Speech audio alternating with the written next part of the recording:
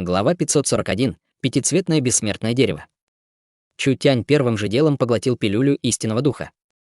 Он не мог не похвалить красивую, умную и преданную молодую мисс снова в своем сердце. Если бы не пилюли истинного духа, которые молодая мисс заранее приготовила, как Чу Тянь мог бы быть таким спокойным в чистилищном мире, пилюля истинного духа сработала очень быстро, поэтому Чу Тянь двигался без остановок, восстанавливая свою духовную энергию. Он использовал свою пространственную способность, чтобы переносить Мэйдзи и Шэдоу. Даже если эти двое были сильными, без пространственной способности, они не смогли бы догнать его. Чу Тянь поглотил еще одну пилюлю истинного духа. Пока что здесь безопасно. Шэдоу с облегчением вздохнул. «Ты снова спас меня». Как насчет этого? Я думаю, что я не потратил впустую квоту города тьмы, по крайней мере, я был немного полезен. Чу Тянь действовал немного высокомерно, глядя на Суккуба со слабым презрением. «Женщина расы демонов, ты должна помнить, если бы я не был достаточно любезен, чтобы сделать шаг, тебя бы уже разрубили на куски». Мэйдзи немного испугалась, вспоминая произошедшее.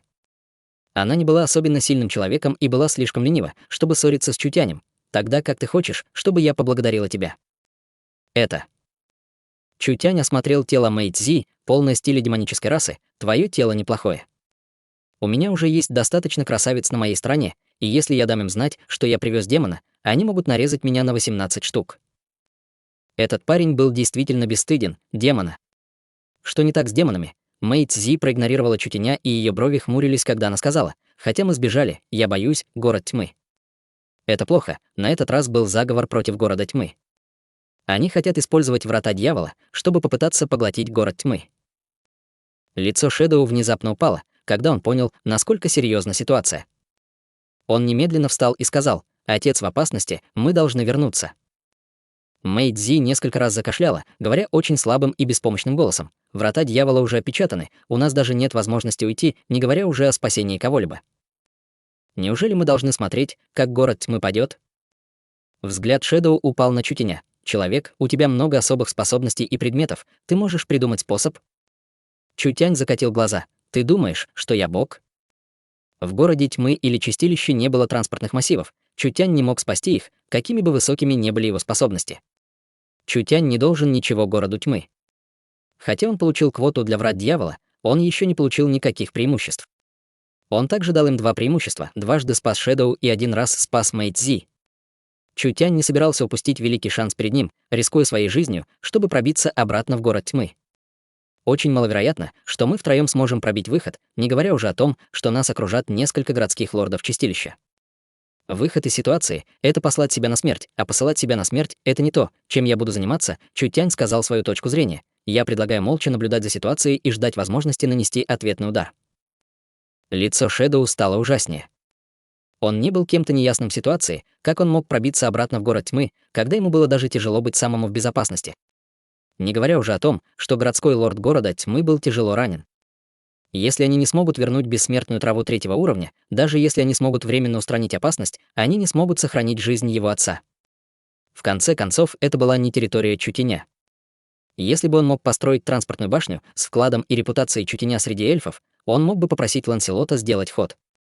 С таким выдающимся экспертом, как Ланселот, разжигающий страх, возможно, было бы нетрудно решить опасность города тьмы. Шэдоу и Мэйдзи были ранены.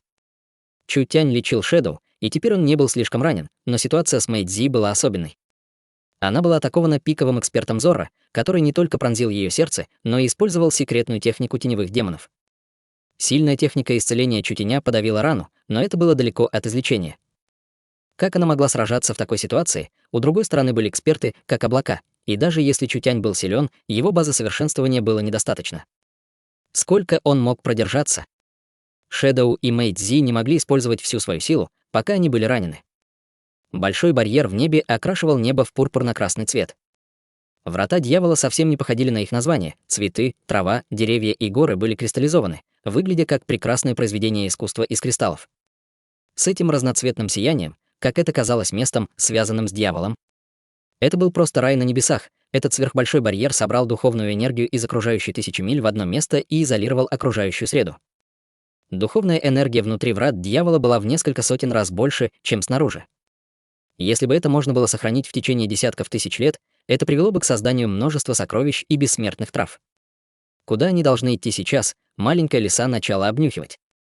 Как будто он нашел много разных хороших вещей, он прыгнул на Чутяня, взволнованно крича. Чутянь знал, что, хотя лиса не знала многого, ее навыки поиска сокровищ были первоклассными. Хватит кричать, что ты нашел? Маленькая лиса указала на несколько мест впереди и еще на несколько мест в другом направлении. Стоп. Чутянь остановил маленькую лису. Нас преследуют прямо сейчас, у нас мало времени. Мы можем выбрать только несколько хороших вещей. Маленькая лиса показала неловкий взгляд. Сокровища здесь были очень хорошими. Похоже, он делал трудный выбор, поскольку почесал голову когтем, прежде чем, наконец, указать в одном направлении. Шэдоу увидел способность маленькой лисы, он уже не думал о ней как об обычном питомце, и Мэй Цзи выглядела очень удивленной. У этого маленького зверя не было никаких энергетических колебаний, и, глядя на его милый пушистый вид, он казался декоративным домашним животным. Маленький питомец может быть таким умным, это было действительно загадочно. Преследующие войска быстро догонят, нам нужно двигаться быстрее. Идемте. Мэй Цзи не была уверена, что сможет победить Чутяня, поэтому она могла только слушать указания Чутяня. Все трое последовали указаниям маленькой лисы и, наконец, нашли долину с гигантским странным деревом. Это дерево высотой в несколько сотен метров с черными корнями, пурпурным стволом, красными ветвями, зелеными листьями и золотыми плодами. Это выглядело так, будто оно было сделано из хрусталя с головы до пят, и оно излучало духовную энергию. В центре пятицветного хрустального дерева висел отличающийся от других фрукт. Этот фрукт был похож на паводкового дракона, переплетенного с 5 разноцветными паводковыми драконами. Выражение лица Мэй Цзи изменилось. Это бессмертный плод драконов 5 цветов из древних летописей, бессмертная трава среднего уровня.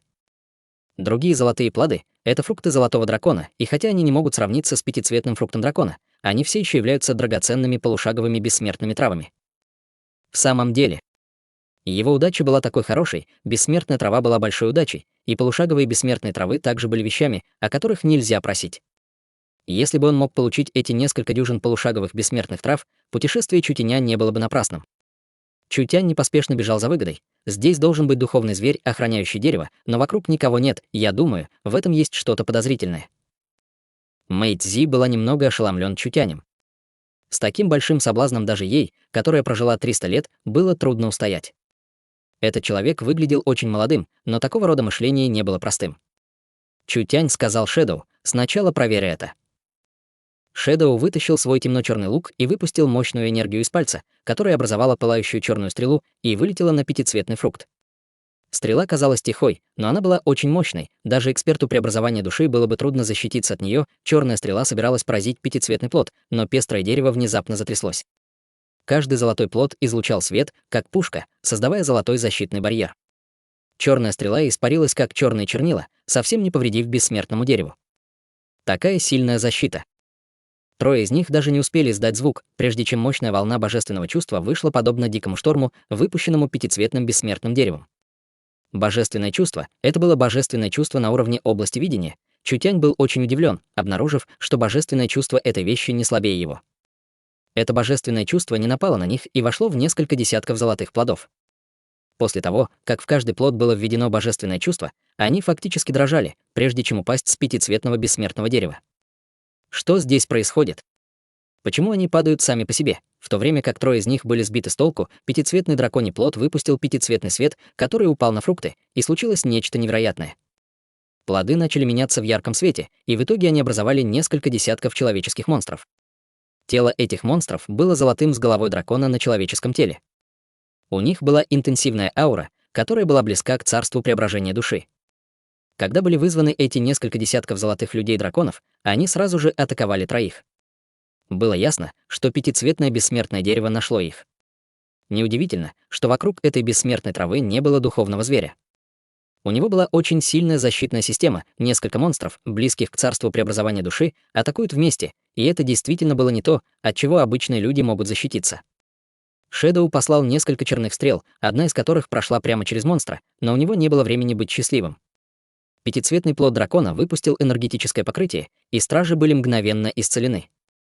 С несколькими дюжинами монстров преобразования души уже было достаточно трудно справиться, а теперь у них есть эта бессмертная целительная способность.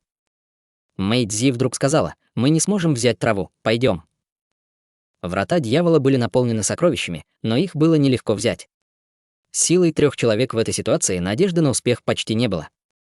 Лучше сдаться и не подвергать себя опасности, Чутянь засмеялся. Вы не можете взять это, не значит, что я не могу. Вы можете уйти, если хотите, я сначала попробую. Сказав это, он вынул свиток и выпустил 18 божественных слуг.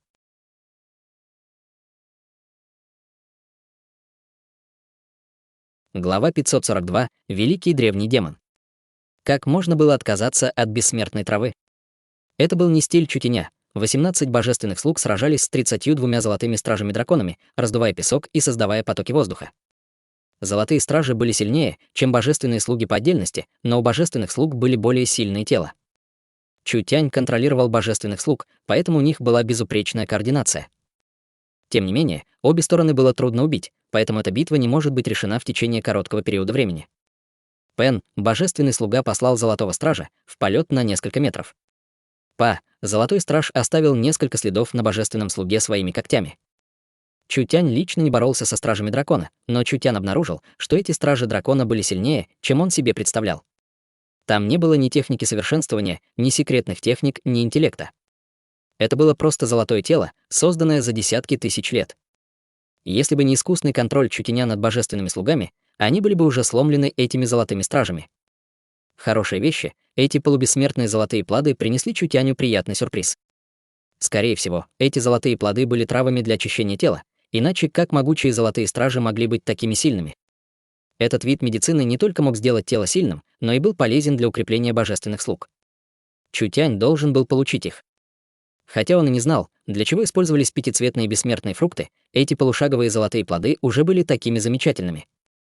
Глядя на текущую ситуацию, фрукт мог быстро исцелить золотых стражей и дать им бесконечную боевую силу, так что, по крайней мере, он обладал мощной способностью к восстановлению. Мэй Цзи и Шэдоу снова были шокированы методами Чутяня. Этот человек мог вызвать марионеток с такой мощной боевой силой.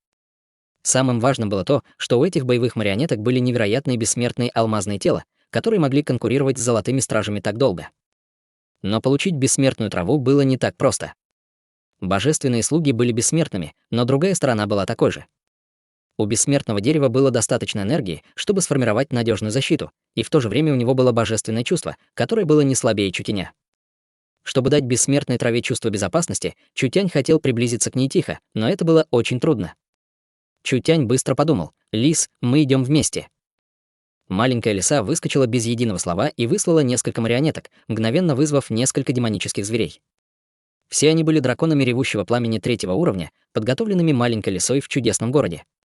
Маленькая лиса окликнула их своей демонической техникой, и все они превратились в 4 пылающих дракона. Они бросились на бессмертное древо, как только они появились, и в то же время послали огонь. Мощь демонического зверя 3-го уровня не была фальшивкой.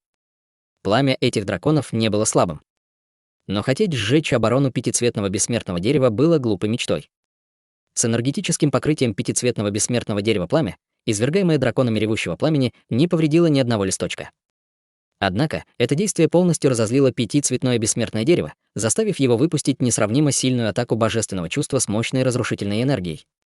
Драконы были мгновенно разрезаны, и они получили тяжелые травмы. Хороший шанс. Чутянь хотел заманить пятицветное бессмертное дерево, чтобы оно высвободило свое божественное чувство, потому что после того, как один из них нападет со всем своим божественным чувством, другой впадет в рефракторный период, когда нельзя было собрать мощное божественное чувство. Шэдоу и Мэй Цзи заметили, что когда огненные драконы были отражены, черные глаза Чутяня внезапно стали золотыми. От Чутяня освободилось необычайно сильное божественное чувство. Золото представляло божественное чувство. Чутянь раскрыл свое божественное чувство области видения и активировал секретную технику своего духовного источника, от которой нельзя было защититься. Чутянь был уверен в своих способностях, и если он напрямую столкнется с божественным чувством пятицветного бессмертного дерева, Чутяню будет трудно победить. Поэтому он должен был сначала отвлечь 32 золотых стража с помощью маленькой лисы. Как и ожидалось. Этот парень был глупым монстром, в конце концов. Когда пятицветное бессмертное дерево столкнулось с атакой демонических зверей, хотя оно могло усилить свою защиту, оно решило выпустить полную силу атаки божественного чувства. Божественное чувство пятицветного бессмертного дерева находилось в том же царстве области видения, что и Чутянь. Это божественное чувство обладало мощной силой убийства. 4 дракона ревущего пламени были тяжело ранены в результате его атаки. Взрыв божественного чувства пятицветного бессмертного дерева привел к небольшому времени для восстановления. Чутянь воспользовался этим шансом, и его рука сформировала древнюю печать с его божественным чувством, объединяющимся в качестве секретной техники на пятицветном бессмертном дереве печать божественного чувства. 32 золотых стража внезапно словно потеряли свои кости, когда все они рухнули на пол. Со вспышкой света они, наконец, превратились в золотые плоды. Шэдоу был очень смущен. Что это? Он использовал метод, чтобы запечатать божественное чувство бессмертного дерева. Бессмертное дерево больше не может использовать эту технику, поскольку не может высвободить божественное чувство, поэтому эти золотые стражи вернулись в свою первоначальную форму. Мэйдзи кое-что поняла, но она не знала, как это произошло. Этот человек неизмеримо глубок. Маленькая лиса была быстрой. Когда золотые стражники вернулись к своей первоначальной форме, он открыл рот, и несколько десятков фруктов были высосаны в пространство внутри его тела. Даже если пятицветное бессмертное дерево снова обретет божественное чувство, оно не сможет снова вызвать золотых стражей. Методы этого дерева не так уж и впечатляют. Чутянь расслабился, громко рассмеявшись. Без этих охранников, какие еще навыки ты имеешь? Главная способность пятицветного бессмертного дерева была призывом, но теперь, когда его материал для призыва был забран, даже если оно сломает печать Чутяня, что оно могло сделать? Чутянь очень быстро обнаружил, что он был неправ, и он был очень неправ. Пятицветное бессмертное дерево вспыхнуло от гнева. Все дерево испустило ослепительный свет, и случилось нечто невероятное. Хрустальное тело пятицветного бессмертного дерева начало искажаться, создавая невероятные изменения. Фиолетовое дерево превратилось в скелет, черные корни превратились в кровеносные вены, красные ветви превратились в мышцы, зеленые листья превратились в чешуйки, а пятицветный бессмертный плод превратился в голову, которая превратилась в гигантское глазное яблоко. Менее чем за минуту дерево превратилось в ужасного гиганта высотой более 100 метров. Блять. Что это? В древних книгах не было записей об этом странном существе. Скорее всего, оно вымерло давным-давно, даже эрудированный Чутянь не видел его раньше. Его тело было не деревом, а неслыханным великим древним демоном. У великого древнего демона не было рта, и все его тело испускало злой рев, а его глаз испустил пятицветное свечение. Быстро бежим. 3 человека и 1 лиса быстро покинули это место. Куда бы ни шел пятицветный свет, он проникал через все, и даже горы, словно под давлением, рушились. Эта атака не была чем-то, что культиваторы истинного духа могли заблокировать. Великий древний демон увидел, что его атака не попала, и выпустил сердитый рев, который потряс мир. Его ноги внезапно сделали шаг вперед, а его огромное тело, покрытое пятицветным светом, мгновенно бросилось на несколько миль вперед. Эта скорость совсем не соответствовала его габаритам. Пятицветный свет снова атаковал, создавая большой кратер, от которого непосредственно отлетели 18 божественных слуг. Это плохо. Чутянь увидел, как божественные слуги летят, будучи покрыты ранами, и его сердце стало напряженным.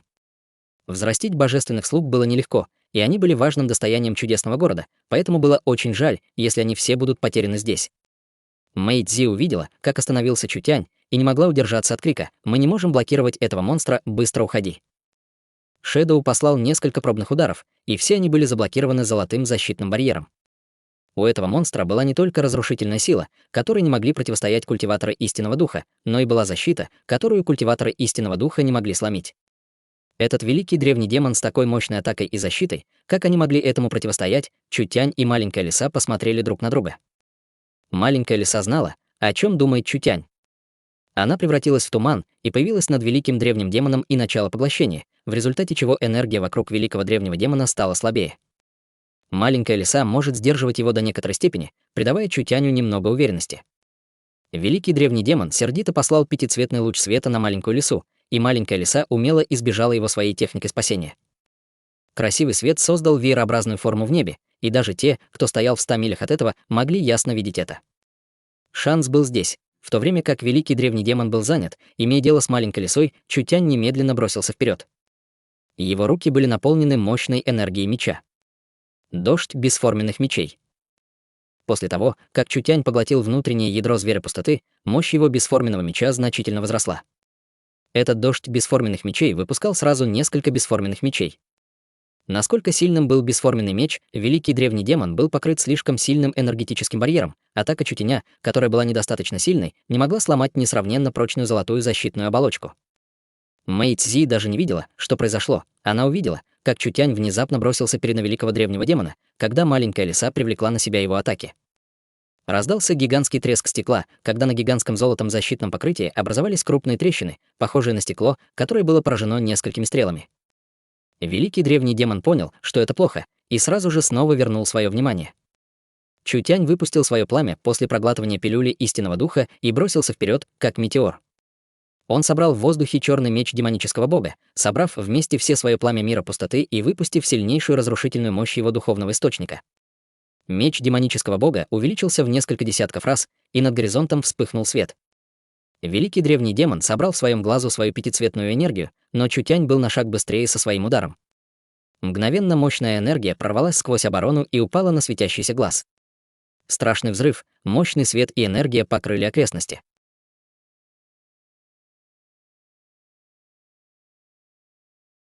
Глава 543. Клон мира пустоты. С этим интенсивным взрывом энергии Мэйдзи уже было трудно сопротивляться, не говоря уже о Чутяне в центре взрыва. Глупец. Мэйдзи не знала, должна ли она злиться или смеяться.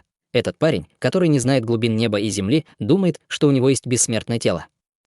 Этот высокомерный и глупый человек, должно быть, был разбит на куски. Даже культиватору преобразования души будет трудно защититься от такой силы, не говоря уже о тривиальном культиваторе истинного духа.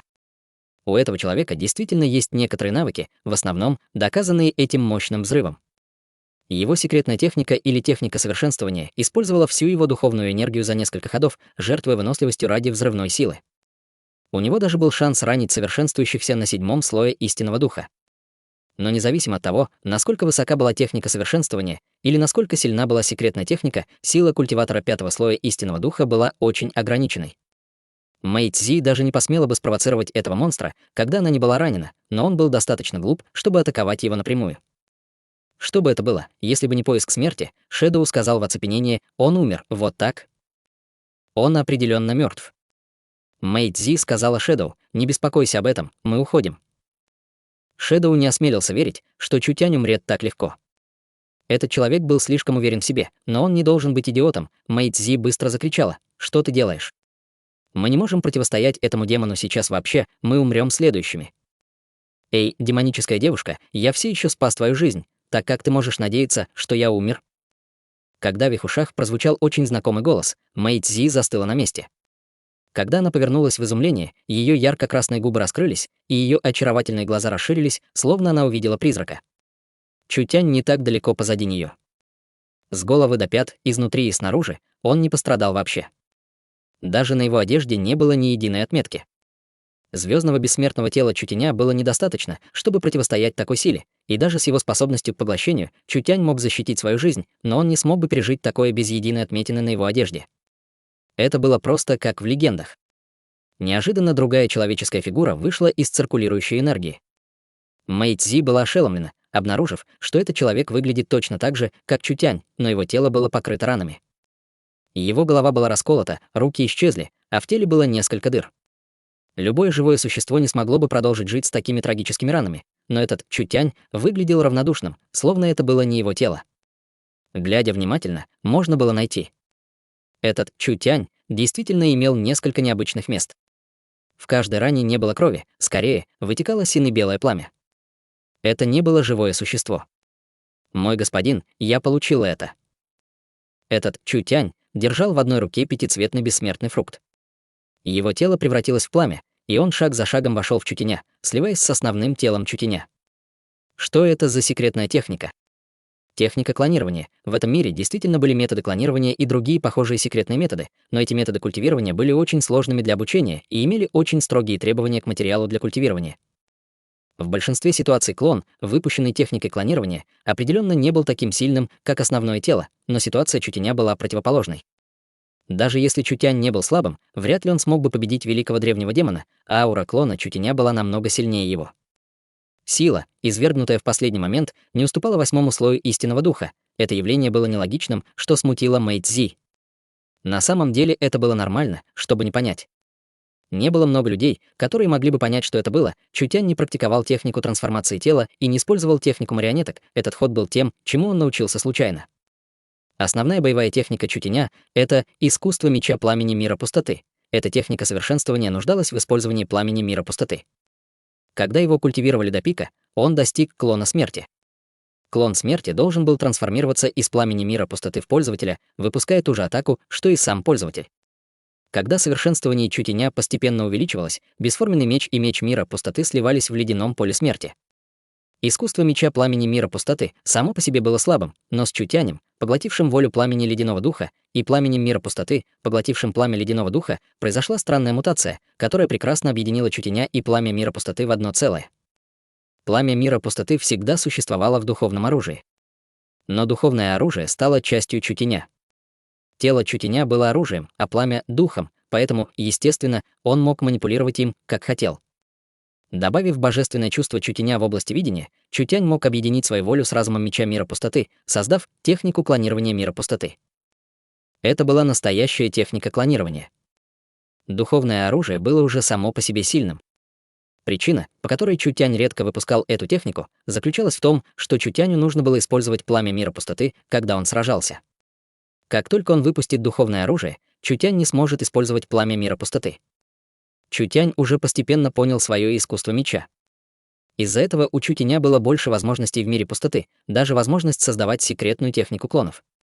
Этот вид клона был сильнее основного тела, но разница с основным телом заключалась в том, что клон мира пустоты мог использовать только духовный источник меча и обычные техники совершенствования, полностью отличающиеся от широкого разнообразия техник, которыми обладал основной корпус. Чутянь собрал всю свою энергию и выпустил атаку. Он использовал оставшуюся энергию, чтобы телепортироваться, поэтому, когда Мэйдзи и Шэдоу увидели Чутяня, он совсем не пострадал. Чутянь мог напрямую контролировать клона. В то же время, поскольку ядром клона было духовное оружие, у клона было собственное сознание. Когда Чутянь не мог контролировать его или что-то происходило, меч мира пустоты мог принять свое собственное решение в зависимости от ситуации.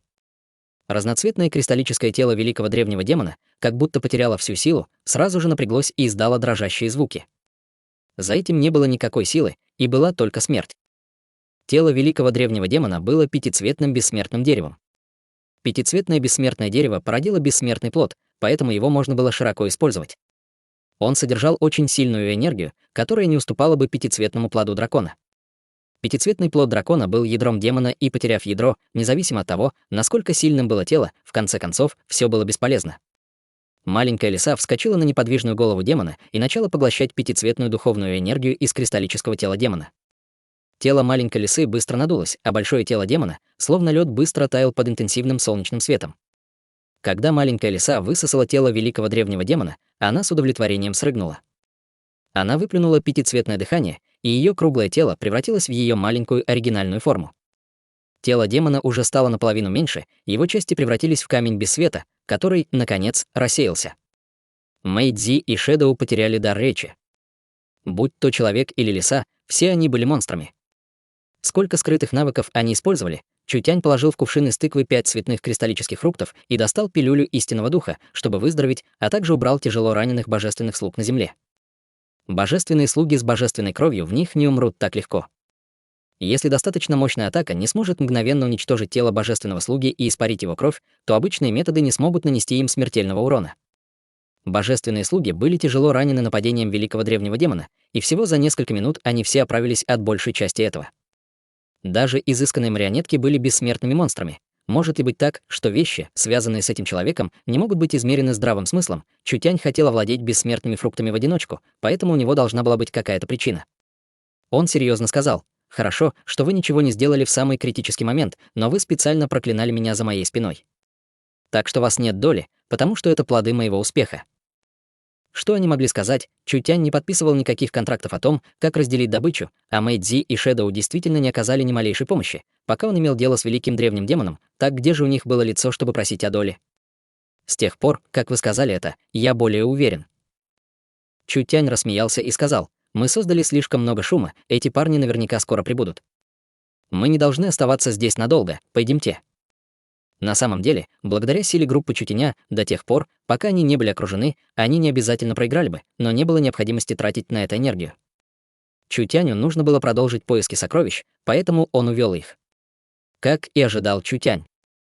Менее чем через полчаса после того, как они ушли, на месте великого древнего демона появилось несколько опытных экспертов во главе с Килданом и Зорро. Следы очень свежие. Зорро ткнул землю лезвием и понюхал. Эти интенсивные признаки сражений показывают, что битва здесь была очень жестокой. Им, должно быть, бежали, и жертв нет.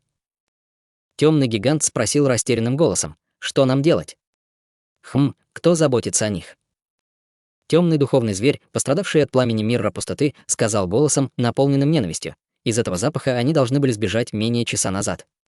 Я не думаю, что они далеко ушли. Килдан без колебаний сказал: в погоню мы не можем позволить им покинуть это место живыми.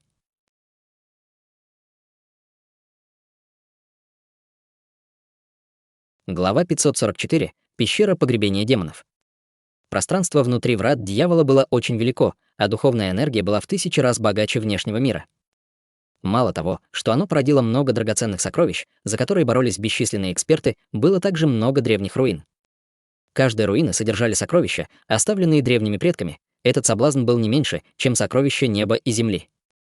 Исследуя руины, можно было найти различное божественное оружие, выкованное в великую древнюю эпоху, техники совершенствования и секретные приемы. Эти вещи, которые могут непосредственно увеличить силу или боевую мощь, кто не будет жаждать их, но у них на хвостах были преследователи. Чутянь прошел много руин и не успел их осмотреть. Он мог только менять позиции, чтобы ввести в заблуждение Килдана и остальных преследователей. Когда он был уверен в сохранении безопасного расстояния, он продолжал искать сокровища. Пока что это была просто игра в прятки. У Чутяня была большая бутылка пилюль истинного духа, и этого было достаточно, чтобы продолжить играть. Кроме того, благодаря умению маленькой лисы искать сокровища, они нашли немало скрытых сокровищ. В этом путешествии он собрал неплохой урожай. Внезапно раздался пронзительный вопль, наполненный печалью. Крик прозвучал сквозь горизонт. Пылающая птица была убита этими тремя, работающими вместе. Эта пылающая птица демона была найдена в центральной области, и кроме великого древнего демона, это была вторая самая интенсивная битва. Вокруг битвы были большие дыры, каждая дыра была заполнена лавой. Все это было сформировано атаками огненной птицы, поэтому было видно, насколько мощными были ее атаки. Пылающая птица имела боевую силу в пике 9-го царства истинного духа. Это пламя было достаточно мощным, чтобы сжечь любой материал. Трое из них охотились на этого зверя, используя технику иллюзии Мэйцзи, и, наконец, сумели победить этого могущественного монстра. Однако после того, как пламенная птица упала, она не погибла напрямую, и пламя сконденсировалось в большое кристаллическое яйцо. Это зверь с родословной Феникса, поэтому он может возродиться, как и Феникс. Он превращается в яйцо каждый раз, когда его убивают, и он может восстановить всю свою боевую силу, если у него есть достаточно времени для поглощения энергии.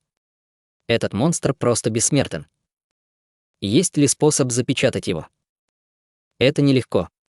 Феникс — божественный зверь, и он может сломать печать. Это зверь с частью кровной линии Феникса, но он все еще может противостоять большей части печати, если сила печати далеко не превосходит его собственную.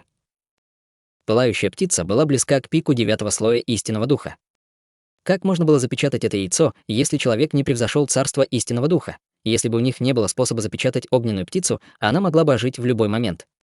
Существо с такой мощной силой, если бы оно возродилось, последствия были бы невообразимыми, Шэдоу сказал с поднятыми бровями. Так как это неприятно, почему бы нам не уничтожить яйцо, чтобы не дать ему ожить? Идиот, это яйцо тоже бессмертный предмет, стоит ли оно чего-нибудь, если ты его сломаешь? Чутянь быстро сказал: мы не можем сломать его, мы должны думать о другом пути. Пылающая птица была потомком огненного феникса, а огненный феникс был божественным зверем.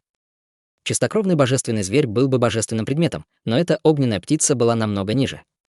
Тем не менее, это яйцо все еще содержало сущность крови Феникса, поэтому, если оно будет дано Нангун Юнь, оно может быстро поднять ее великое писание Нирваны в царство совершенства. Разбить яйцо было все равно, что выбросить сокровище, но если они не разобьют яйцо, это было все равно, что нести бомбу замедленного действия. Эта огненная птица могла возродиться в любой момент, и все только что испытали мощь этой огненной птицы, поэтому они не хотели бороться с ней снова. Маленькая лиса окликнула Чутяня и указала на яйцо, прежде чем указать на себя, добровольно предлагая помощь. У тебя есть способ. Хорошо, тогда попробуй. Маленькая лиса шла перед огненным кристаллическим яйцом и использовала свой коготь, чтобы нарисовать печать на яйце. Чутянь никогда раньше не видел подобную печать, но она должна быть великой древней демонической печатью. Даже самая сильная печать не будет иметь никакого влияния на яйцо, но когда маленькая лиса нарисовала печать, пламя начало ослабевать, как будто оно не могло больше бунтовать. Этого было недостаточно. Маленькая лиса использовала поглощение, и из печати вырвалось пламя. Огненно-красное кристаллическое яйцо издало резкий птичий крик, и вырвалась фиолетово-красная иллюзия. Она имела пару крыльев и была покрыта огнем. На самом деле это была пламенная птица, с которой они только что сражались. Маленькая лиса увидела это и вытащила готовую марионетку. Она облизала ее своим языком, и после того, как она была покрыта слюной, она потянулась к душе. Душа пламенной птицы была заточена, но продолжала бороться, но марионетка словно была сделана из резины.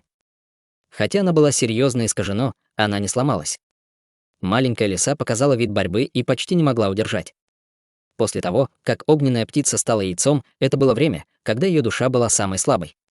Но даже в этом случае это была все еще могущественная душа, так как ее можно было так легко запечатать. Маленькая лиса не делала этого раньше и обнаружила, что это сложнее, чем она себе представляла. Чутянь понял, что хочет сделать маленький лис, и сразу же высвободил свою духовную энергию. Его глаза приобрели пурпурный цвет, отражающий силу его души, и пурпурный серп появился в воздухе. Урожай души. Стойкое пламя птичьей души было отрезано. Маленькая лиса выглядела радостной и сразу же запечатала душу. Она добавила еще несколько печатей и сделала печать на марионетке сильнее. Шэдоу все видел и спросил смущенным голосом, что он делает. Он вырвал душу птицы и запечатал ее внутри этой странной марионетки. Мэйдзи никогда раньше не видела такого странного явления. Независимо от того, насколько сильна огненная птица, она не сможет восстановиться без души. Энергия вокруг яйца совсем не ослабла, но душа уже была украдена. Это означало, что даже если собранная энергия могла поддержать реинкарнацию, без души, чтобы активировать ее, это вообще не имело никакого смысла. Чутянь удовлетворенно кивнул. Теперь неплохо. Маленькая лиса гордо убрала марионетку.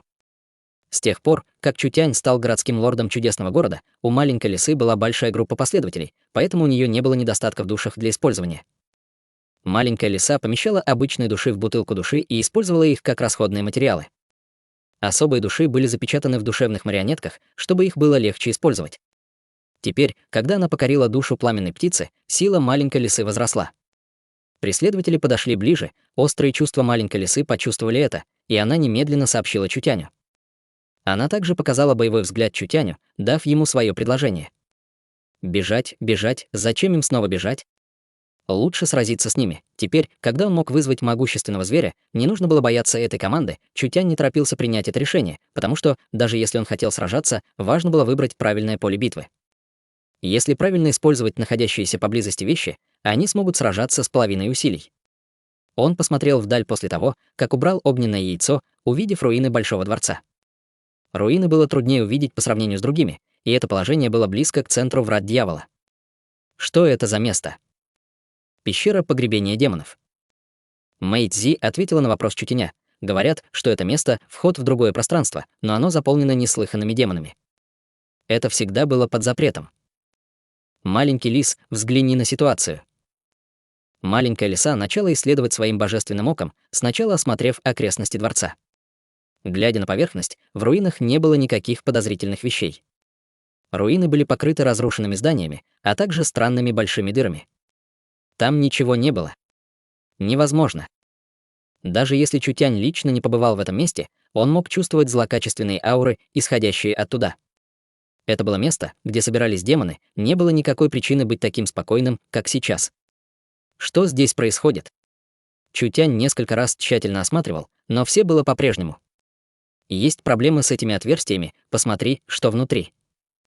После того, как маленькая лиса получила инструкции Чутяня, она начала исследовать дыры возле руин.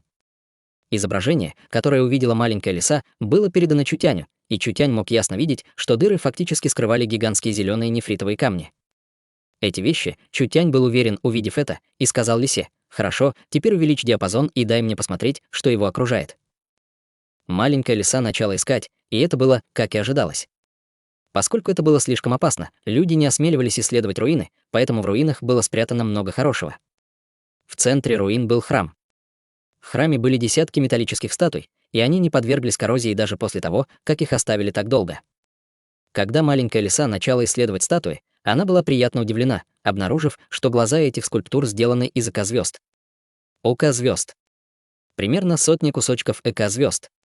Какое это было богатство! Чутянь уже нашел пространственную шахту, и ему не нужно будет бояться нехватки пространственных кристаллов, как только он начнет добывать их, поэтому самым недостающим материалом будут ука-звезд. Кто бы мог подумать, что он найдет более 100 штук, это было равно сотне транспортных башен. Их ценность уже превзошла обычные предметы бессмертного ранга для Чутяня. Глядя дальше, маленькая лиса только что перенесла свое божественное чувство, когда встретила невидимый барьер, через который она не могла пройти, несмотря ни на что. Было что-то, что могло защитить от божественного чувства. Это не имеет значения. Он должен был получить эти эко-звезд, Чутянь волновался, как вернуться в город чудес. Пока он мог сделать несколько транспортных башен с этими материалами, не вернется ли он на поверхность в считанные секунды? Группа Килдана близка к нам, и вы, ребята, должны были уже восстановиться. Чутянь без колебаний сказал: «Я чувствую, что мы не должны тратить энергию на очередной побег, а уничтожить их здесь». Хорошо. Шэдоу уже ждал этого. Мэй Цзи чувствовала, что даже если бы Чутянь был могущественным, в битве с более чем 20 лучшими экспертами было бы очень трудно победить. Но Чутянь сотворил слишком много невероятных чудес, и Мэй Цзи уже не доверяла своим взглядам. Вечный побег не был хорошим планом, поэтому она хотела посмотреть, какие у него были планы.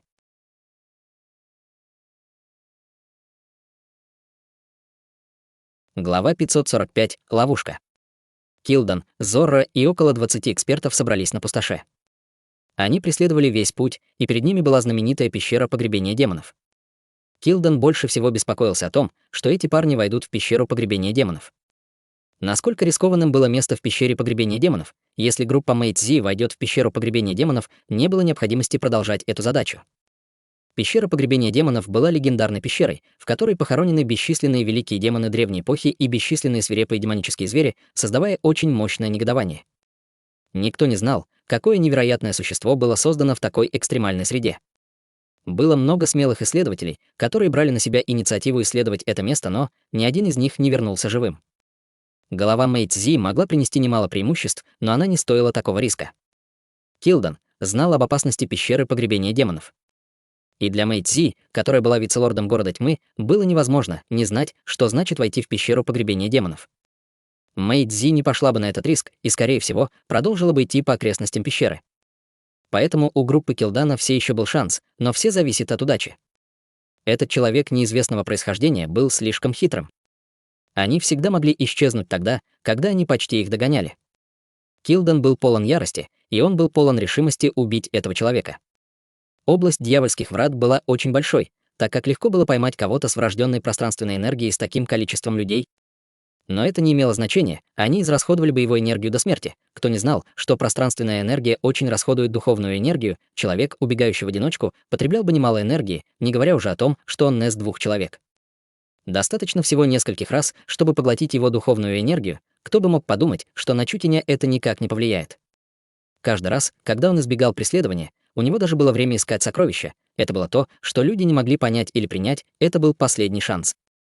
Килдан определенно не стал бы идти в пещеру захоронения демонов, но, основываясь на движениях Чутяня и Мэй Цзи, они могли угадать их путь и двигаться вперед, чтобы устроить засаду. Так как они не могли поймать их, они скрыли бы свою ауру и ждали бы их.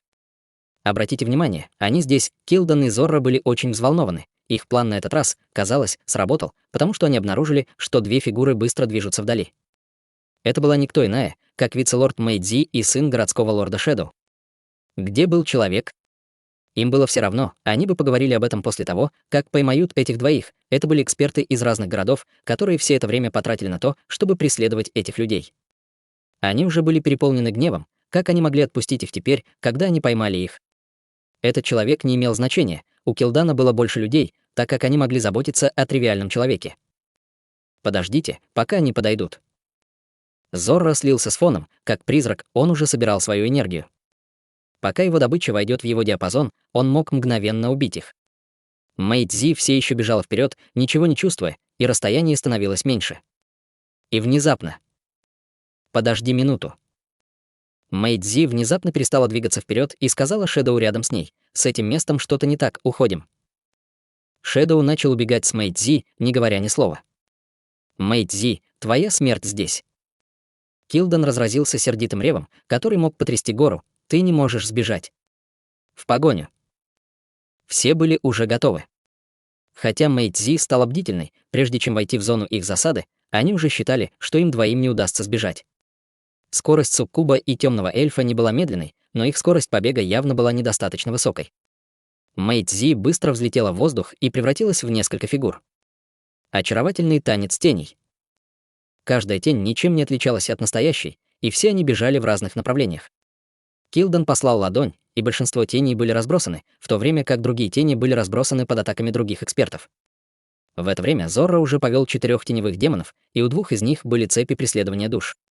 Как только теневые демоны атакуют, даже если это не смертельно, это остановит Мейдзи и Шэдоу. Как только другие эксперты окружат их, они не смогут сбежать живыми. Но их цель уже достигнута. Жертва уже была привлечена в запланированную область Чутянем. Мэйцзи почувствовала, что аура позади нее становится все сильнее и сильнее. Атаки Килдана и Зорро собирались нанести удар, и она не могла не чувствовать беспокойства.